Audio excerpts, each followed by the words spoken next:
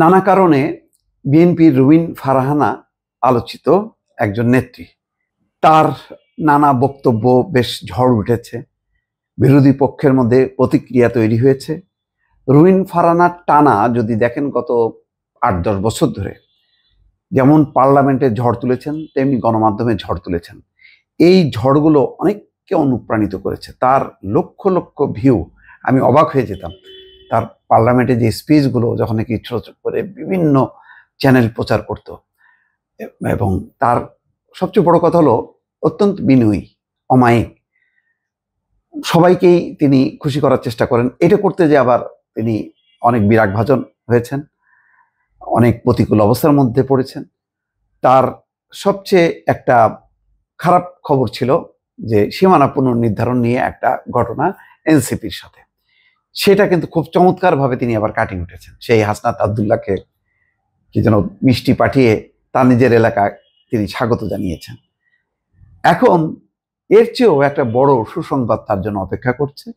সেটা হচ্ছে প্রথম আলোর খবরে যে ব্রাহ্মণবাড়িয়া ২ আসন রুবিন ফারহানা এখন আর বহিরাগত নন। অর্থাৎ এমনভাবে সীমানা পুনর্নির্ধারণ হয়েছে সেখানে যে তার যে বুধন্তি ইউনিয়নের ইসলামপুর গ্রামের পৈতৃক বাড়িতে তিনি সমাবেশ করছেন, সেখানে তার গ্রামের এলাকা বা তার ইউনিয়ন সম্ভবত ওই ব্রাহ্মণবাড়িয়া ২ আসনের সাথে যুক্ত হয়েছে।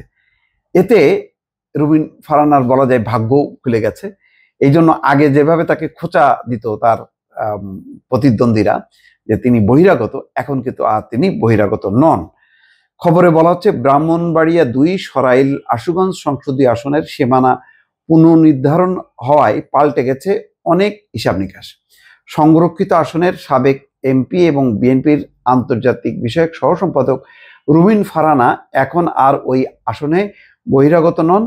তার এলাকায় হয়েছে আনন্দ মিছিল, উচ্ছ্বসিত রুবিন ফারহানার সমর্থকরাও। ত্রয়োদশ জাতীয় সংসদ নির্বাচনকে সামনে রেখে নির্বাচন কমিশন গত বৃহস্পতিবার রাতে জাতীয় সংসদের ৩৭টি নির্বাচনী এলাকা পুনর্নির্ধারণ করছে, গেজেট প্রকাশ করছে।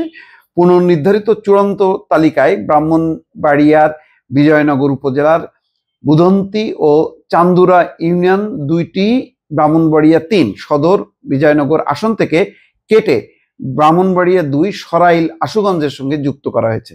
এখন থেকে এই আসনটি সরাইল আশুগঞ্জ এবং বিজয়নগরের একাংশ হিসাবে পরিচিতি হলো। এতে বলা যায় যে রুবিন ফারহানার ভাগ্যও খুলে গেল, তার প্রার্থিতা অনেকটাই নিশ্চিত হলো। এবং বিএনপি রুবিন ফারহানাকে উপেক্ষা করবে এটা আমার বিশ্বাস হয় না।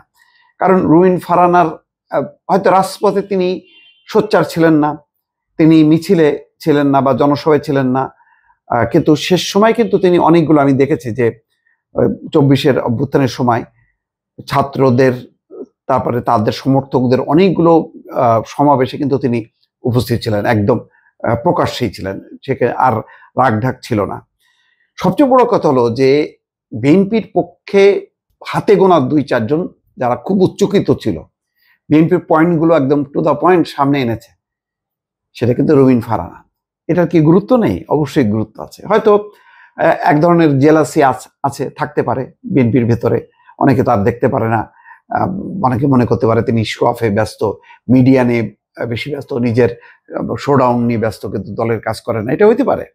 কিন্তু যে যেটা পছন্দ করে সেটাকে সেইভাবে মূল্যায়ন করতে হবে। কেউ সাংগঠনিকভাবে পর্দার অন্তরালে অনেক কাজ করতে ভালোবাসে এবং সেখানে হয়তো তার এক্সপার্টিস আছে, ওনার এক্সপার্টিস আছে, সেটা দলের নানা মত, নানা পথের থাকে, নানা রকমের থাকে, সবগুলোকে নিয়েই তো একটা গণতান্ত্রিক রাজনৈতিক দল, তাই না?